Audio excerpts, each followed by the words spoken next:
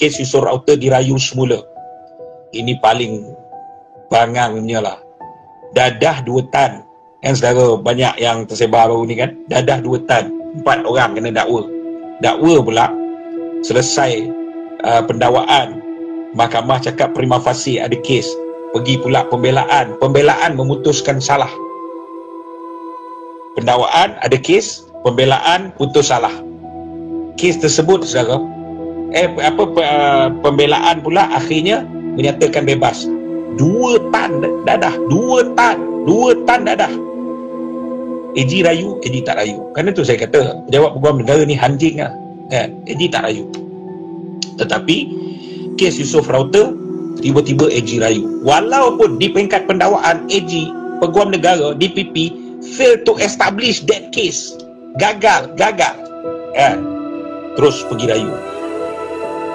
Pertama, kes ni saya sebut konspirasi, ada kena-mengena dengan saman Yusof Router terhadap Anwar Ibrahim. Itu muktamad, full stop.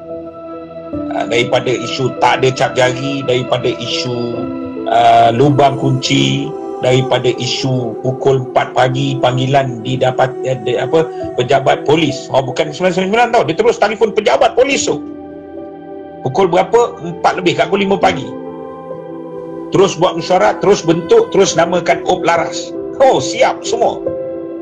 Saudara, kita telefon PBT, kan telefon polis, telefon PBT. Ya. Aduan apa? Aduan longkang tersumbat. Longkang tersumbat, saudara. Itu pun dia tanya. Dia tanya apa? Siapa nama kau? Apa alamat? Apa kau nama longkang tu?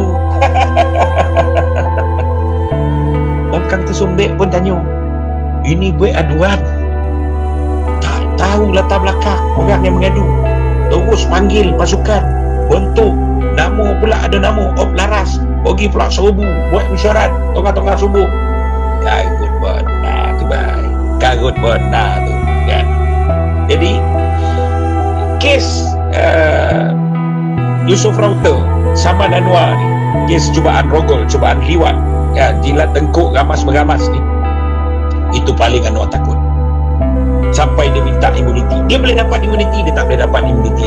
Dia pun faham benda tu. Tapi kenapa dia buat game ni? Setelah game isu dadah ni tak boleh dia tengok cerai, tak boleh kan? Akhirnya dia terpaksa minta imuniti. Yang dia minta bukan imuniti, yang dia minta sebenarnya ialah penangguhan kes. Dia akan tangguh, dia akan tangguh, dia akan tangguh. Dia akan tangguh sampai mana? Sampai dia boleh menguasai institusi kehakiman negara. Macam mana dia nak mengatasi menguasai isu kehakiman negara? Kena ingat